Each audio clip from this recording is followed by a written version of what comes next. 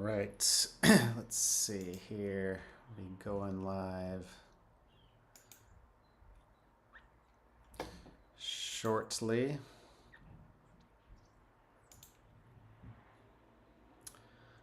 Looks like we are live on YouTube and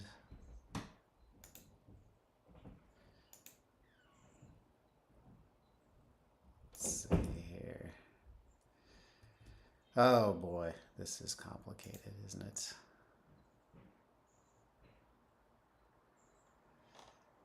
I think I just need to click the go live button.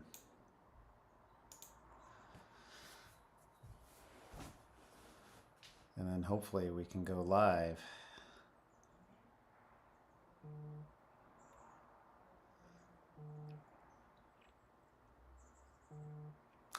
All right, I think we're live. Hopefully we're live. How's it going, everybody? Happy Friday. Hope you guys had an awesome week this week. Got a few more deals in the pipeline to take a look at. Taking a little bit of a different approach today because one of the deals that we're looking at is a multifamily deal, and it's a 2-unit, but Pelago, which I primarily use for my comping, isn't super great with multifamily properties. So I'm actually going to go to the MLS on this one and see if I can find some comparable properties in the area. So let's go ahead and get things fired up here in just a second. But I want to say, like, one of these deals, so we have a few closings lined up for this month, and I know somebody in one of the groups posted about doing JV deals with other wholesalers and struggling with these wholesalers who are not responsive, and it seems like they don't want to get the deal done. And one of these deals that we're closing on this month, we had a very similar experience to what this one person in the group was saying. And so, if something doesn't quite smell right, well, you should definitely ask for a redacted a copy of the purchase and sale agreement, because what this wholesaler on this one deal was telling us was that the seller was willing to sell it subject to. They were in pre-foreclosure. The numbers were super tight for a cash deal, and they were willing to do a sub-2 offer where they just walk away from the property. They didn't want any cash. They just didn't want a foreclosure on their credit, and they were just ready to be done with this property. So we're like, great. We tried to figure out where we needed to be in order to sell it. We figured about $30K would be enough to get everybody in this deal paid, get the arrears caught up, and the closing costs paid. So we put this out there, got a ton of interest on it, but then the wholesaler was being super unresponsive when we were trying to schedule showings and that sort of thing. But we had a couple of people that were willing to buy it sight unseen. So one person in particular was just like ready to pull the trigger. So we were asking for the purchase and sale agreement. It took like days to get this thing. So this wholesaler did not seem very motivated to get this thing sold. And we finally get the purchase and sale agreement. And I read through it, and it says nothing in there about subject to. It's all about a cash offer. So he said it was an addendum, which we never ended up getting. We're talking to his partner, who was back on the East Coast, and somehow sent him this deal. And his partner had a lot of questions for us, but he didn't know anything about the sub-2 option either with the seller. So so this went on for like another week, and the wholesaler that we were working with was just not being very responsive to our questions and not getting back to us very quickly. So, days between the time we'd send them a message and the time we'd hear something back. And then eventually we just stopped hearing from them. So we decided just to reach out to the seller directly and find out what was going on. I typically don't like to do that, but we didn't really have a choice. We had buyers ready to go, and we had somebody that really didn't seem very motivated to get this deal done. So we reached out to the seller, and turns out like this had fallen out of contract. I mean, according to the PSA, it had fallen out of contract a month before, but the wholesaler said he had an extension, and seller was like, no, I never signed an extension. And the seller was pretty savvy. He knew that the property was being wholesaled, and he was fine with it. But he definitely, the sub 2 route was not a preferable option for him. So we ended up having to go back, remarket this deal as a cash deal. We ended up getting a buyer in place, but it ended up being like a super skinny deal in the end.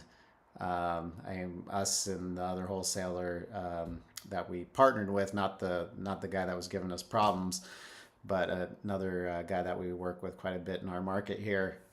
It was like a $4,000 total fee to split, but at least that thing is still closing. So happy about that. Happy that the seller is getting rid of this thing and not having a foreclosure on their record.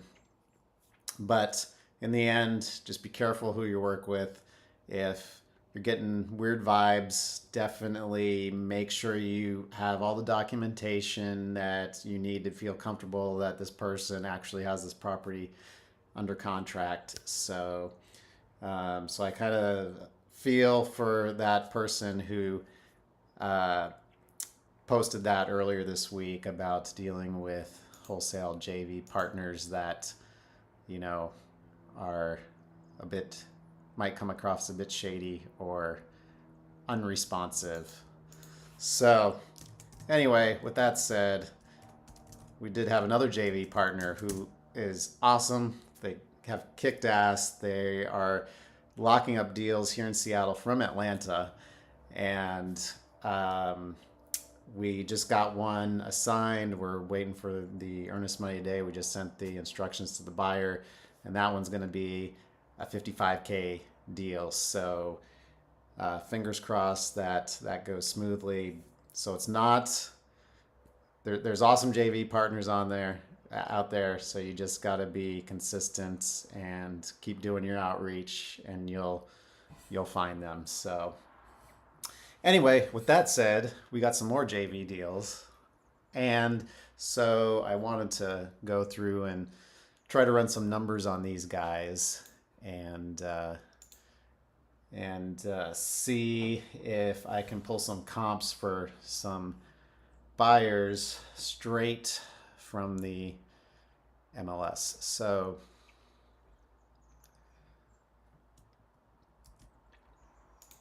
and as I mentioned, this particular deal, this first deal, is a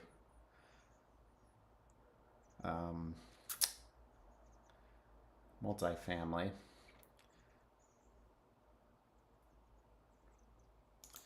It's like there's a multifamily search somewhere in here, I remember. So, oh, I am sorry. I am not sharing my screen here. You're just watching me look at my screen. So let me flip that over. So now you're not just looking at my pretty face.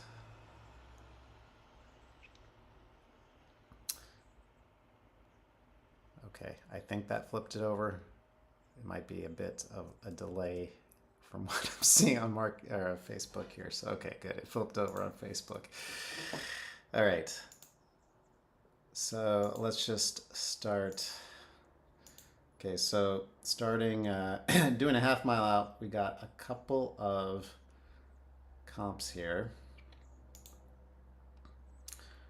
And let's just take a look at them. I think I put this out there as a 320 ARV. So this is nice and clean. Probably recently cleaned up. Looks pretty good. Let's check out the listing to see what kind of property it is. It is a duplex.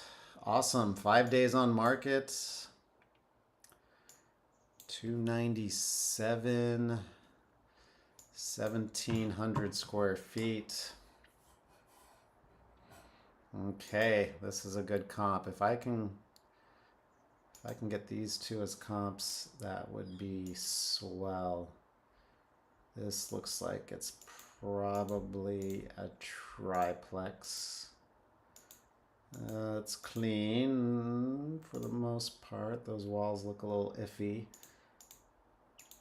Outside looks pretty good. Flooring looks pretty new. Bathroom, a bit dated. Kitchen, a bit dated. That looks kind of updated. So let's see.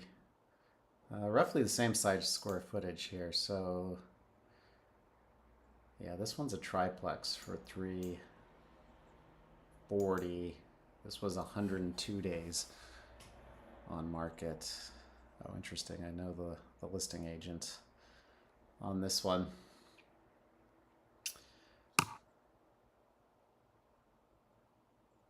Okay, let's go a little bit. Let's go a mile out because this particular town is not very big.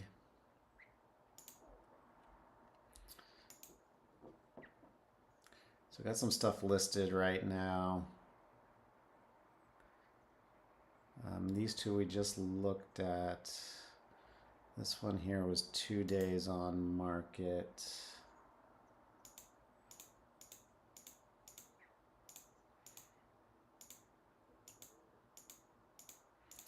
Looks like another duplex.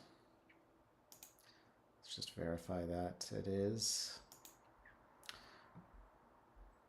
So that's good.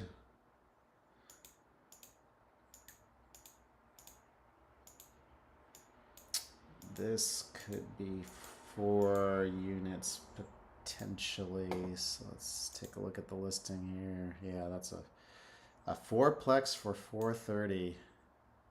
This is a couple hours outside of Seattle, so there's no way you're gonna find stuff listed or any multifamily for this price in the Seattle area. But we got 3 comps, all roughly 1,750 square feet. Let me see how big our subject property is. 1,750 square feet. The other units around back. So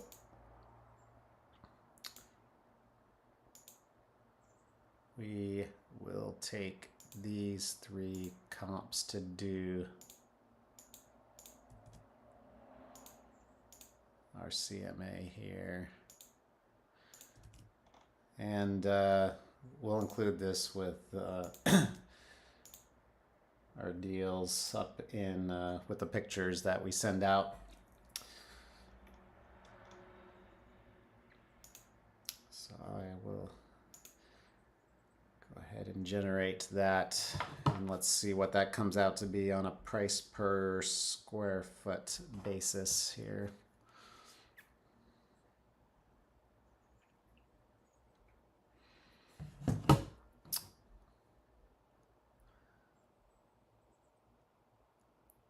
Okay, well, in the meantime,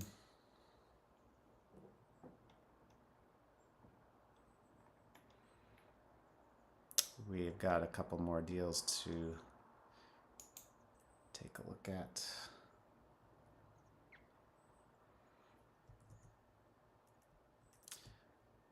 I get the address of one of these guys here.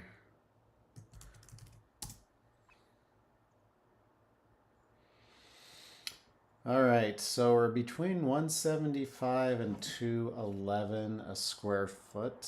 So if we just go with the average of 193, puts us at roughly 337 for an ARV.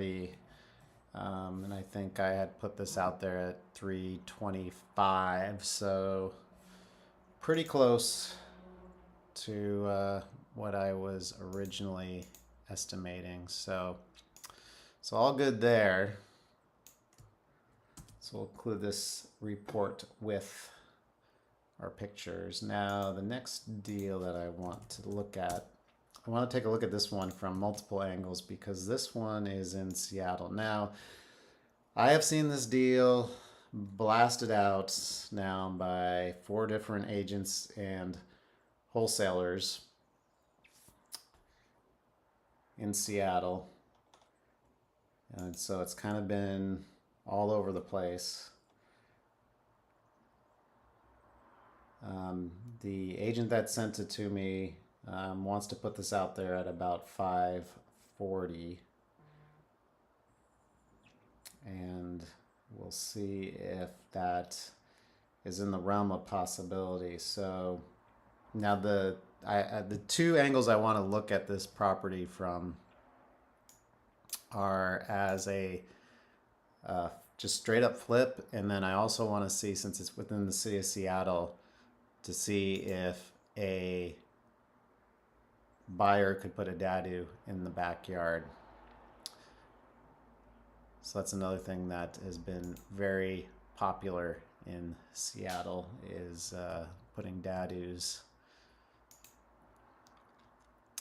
So let's take a look here. We got a comp at E. This one sold for 700 in April. It's like literally 1 block over.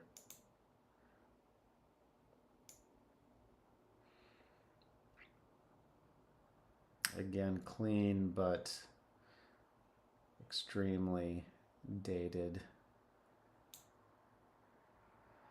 inside. But adjusted for square footage, we got another 85K to bring that square footage up, and that puts it at 775 ARV.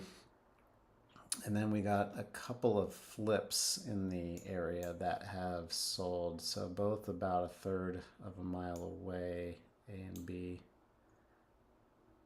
There's A. And B is over here. So this one sold for an adjusted, it was like high 800s, and this one sold for mid 700s. So that's quite a bit of a difference. And then this one adjusted. This is crazy. This one sold for 840, and it's okay. Here's the other thing too, is Pelago doesn't always get the square footage right. So if they sometimes add finished a basement or whatever, Pelago does not capture that. But if you go to Redfin, sometimes you'll see the square footage is bigger. But 1530, that might be what it was at. So that's kind of crazy. It sold for 840. And it was quite a bit smaller than these other guys. So I don't know how I feel about using that comp though. Well, we got another one here at D. Sold for 861. But yeah, it was 500 square feet bigger. So this seems like a bit of an outlier. I don't know what to make of that. Yeah, gosh, the other thing is it just sold like a few months ago. So it's like the closest. Well, this one sold. This one just sold. So 850. I think mid 800s is probably fair with this. So now this property needs a lot of work based what I saw on the pictures. So I think we'd be looking at, like, it was fully gutted, probably a 200K rehab. So if we were to put this out there at 540, say,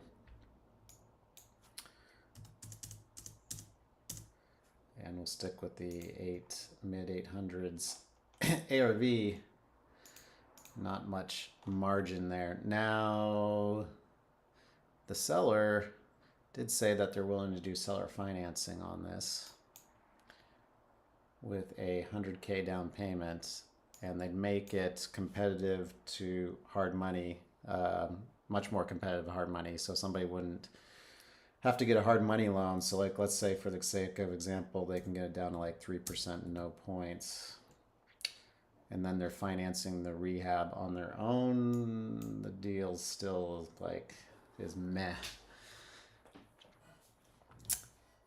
So as a flip, this is going to be very questionable at this price. I think down closer to 500, maybe is going to be more enticing, or I'll have to see too if the materials that the seller has is going to be included, because they have a bunch of materials sitting in the house. So that might change things a bit. But the other thing too about looking at deals in Seattle is that for the Dadu possibility, now getting down here to White Center, and I don't know what street it's at, is the city limits. So once you get outside the city limits, the Dadu rules do not apply there because it's an unincorporated King County. But let's check out a website that I like to use in Seattle, which is ADU Universe. It's a City of Seattle website. And they will tell you if they'll make a guesstimate on whether they think you can put a Dadu on the lot or not.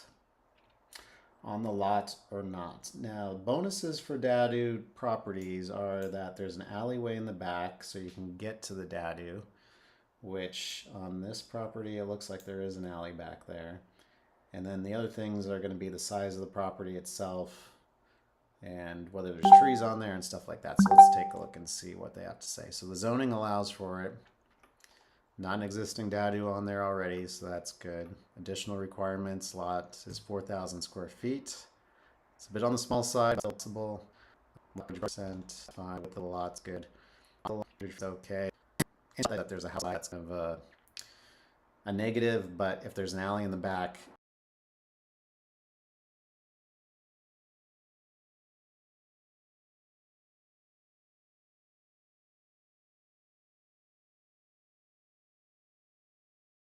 then you can get to the backyard very easily to build and access the Dadu. Now, here is the problem. It's an ECA, so an environmentally critical area. And what you will see is that if the builder has to do like any significant sort of site preparation or geotech study, they are likely not going to want to do it because most of these builders just want a flat lot that they can start building on once they get the permits. And the permits in Seattle for these Dadus are very quick to get, or relatively quick to get. If they're having to do like mitigation for steep slopes and stuff like that, landslides, it's probably not going to be a feasible project unless it's just stupid cheap. So that is a huge red flag for Dadu deals. And then the tree canopy is questionable. Seattle's pretty strict about cutting down old trees, and if you have to cut down a tree in order to build a Dadu, then that could potentially be a showstopper for this deal. So I am just kind of curious. The steep slope, I think, is probably going to be a deal killer for this. But let's just see if we can see from street view.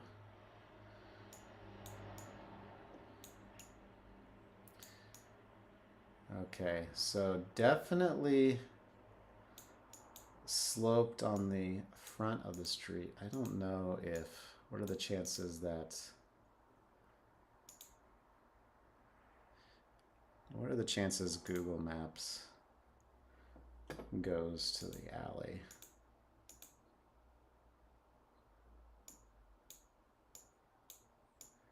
How do I drag my little guy over there? Let me try doing this again.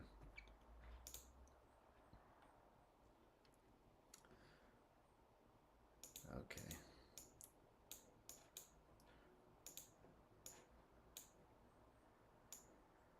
Oh, maybe. Oh, we can get to the alley.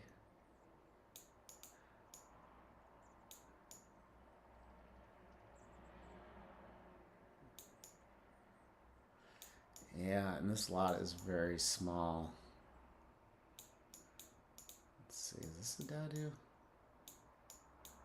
No, this looks like a full-on house here that goes all the way to the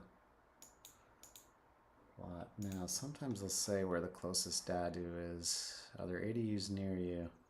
The nearest AADU is 480 feet. The nearest an AADU is attached accessory dwelling unit. Nearest DADU is detached, is 569 feet, but it doesn't say.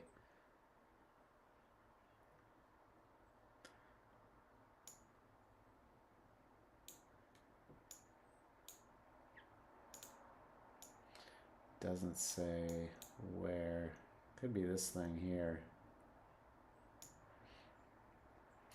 So I think this property is most likely just going to be feasible from a flip standpoint and not a DADU standpoint. So it might be worth a shot just to put it out there, but to set the agent's expectations accordingly, like, hey, I don't know if I'm going to have an investor at this price because the numbers don't look great based on the condition the property is in. Now, the other thing to think about is if there was unfinished square footage here and you could finish that basement, then maybe you could bump up that ARV a bit more, but it doesn't look like that's an option. So, and then I've got a couple more here to take a look at. Let's see here.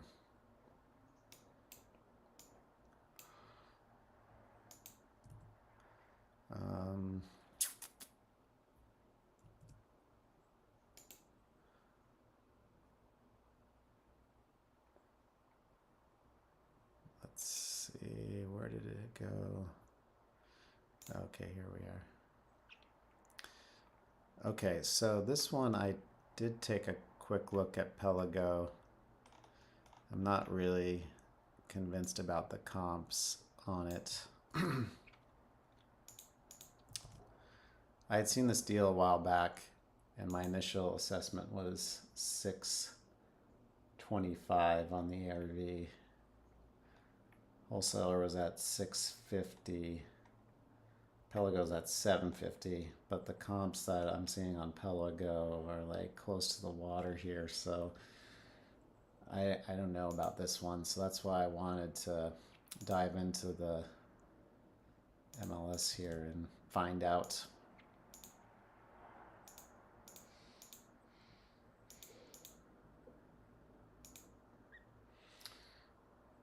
Where it might be. And then I also want to set some,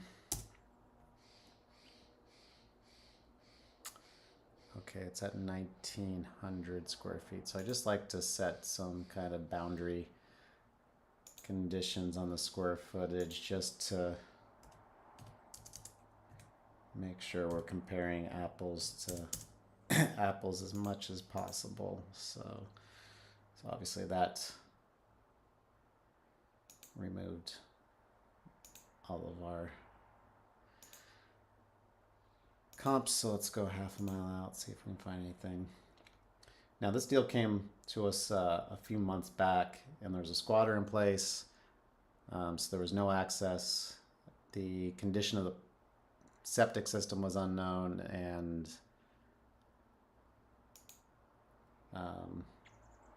so it was going to make it very hard for a buyer to like accept the price that they were trying to get for it. So I think they want to try to send this out at 5:30.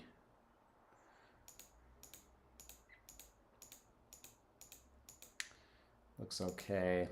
It's pending though, so these houses look a bit newer as well and are on smaller lots.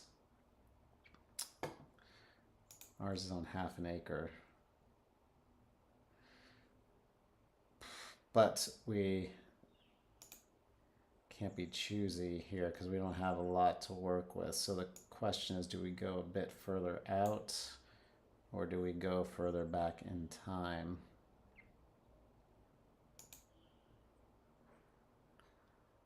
So we got another pending one here. These pending ones are tough because we don't know what they're going to close at. This one's got lake access, so that's kind of iffy to use as a comp.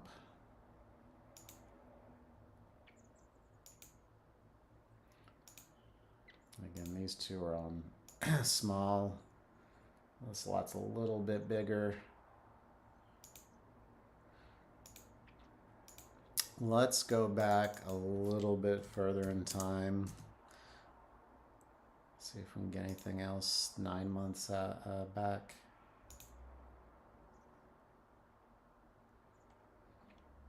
I feel like, oh, I think I had manually expanded this. So what are we at here? A little over half a mile. All right, so we have some more stuff to look at here.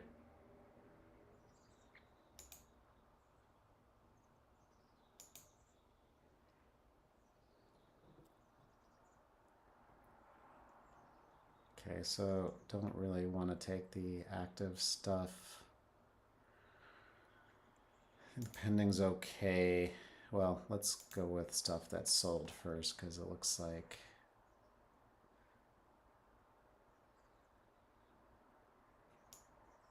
wow, this sold for 400.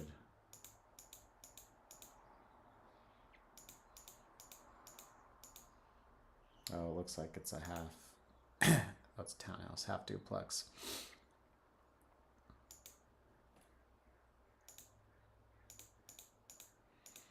Pretty dated. That one's not great for an ARV comp. That one is okay. I just don't like the fact that these houses are newer and on smaller lots. So this one is a bit older and on a bigger lot, but a bit dated, but we don't have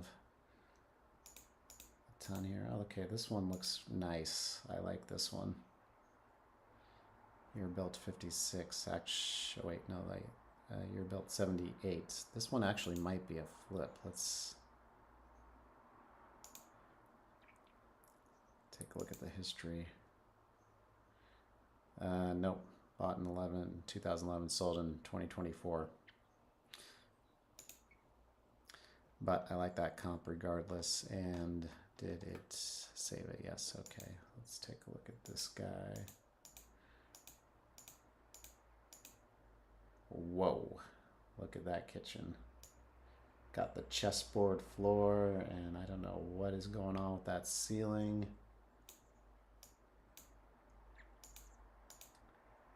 What the hell is this? This is weird.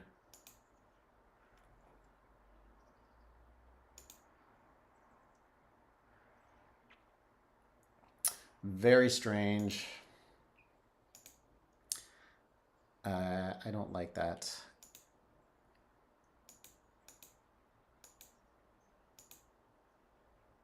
This furniture is interesting, but this looks pretty good. So let's roll with this one too. And I got the palm trees, pretty clean. Not brand new, but not. I mean, bathrooms look all right and stuff. So let's go with this as well. Put together a little CMA here. And let's see what we get for average price per square foot.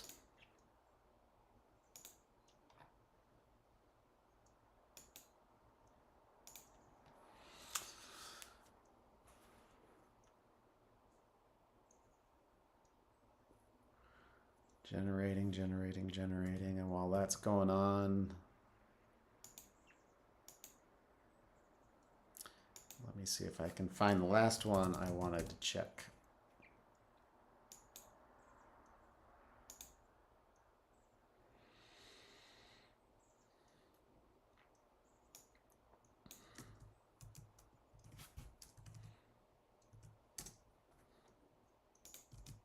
This one's down in Vancouver, which is a suburb of Portland.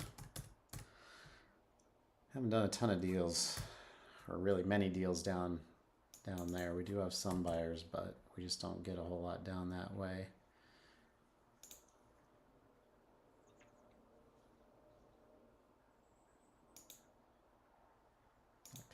Oh, report is done.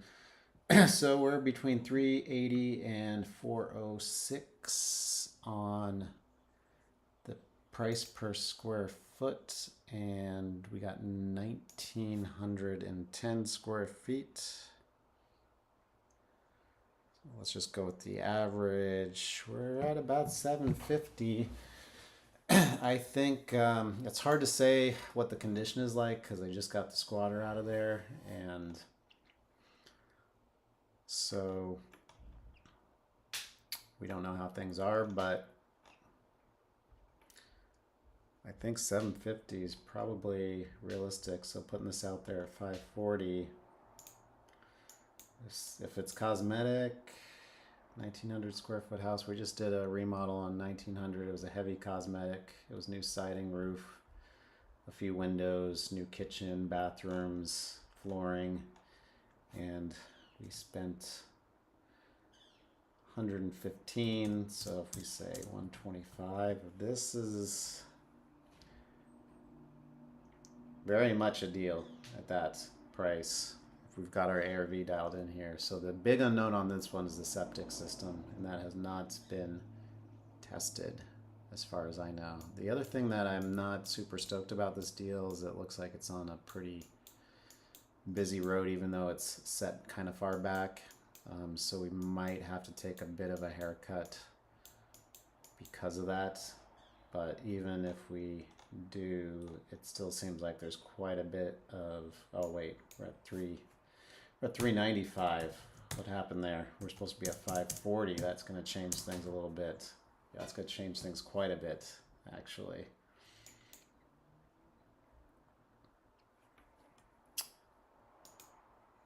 Let me just make sure that's the price she was at. Okay, 530. Yeah, that's not going to change things a whole lot right here, but yeah, these numbers are going to be tight unless it's in great shape. So again, this could only be a deal for somebody that's like not using hard money and doing the work themselves. So it could be worth a shot as long as the expectations are set correctly. And then finally, this deal here, seller says that they have an offer for 800.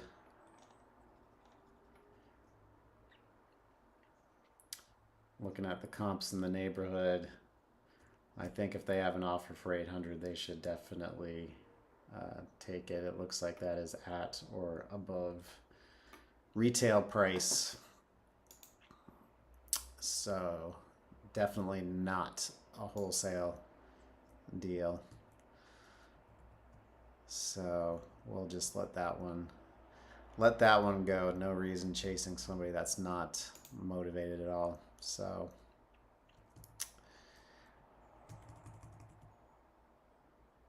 all right. Well, that's all the deals I've got today to take a look at. So hope you guys had an awesome week. Keep it up, hunting for deals.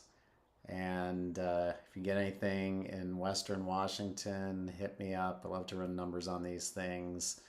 And if you just have any questions in general, feel free to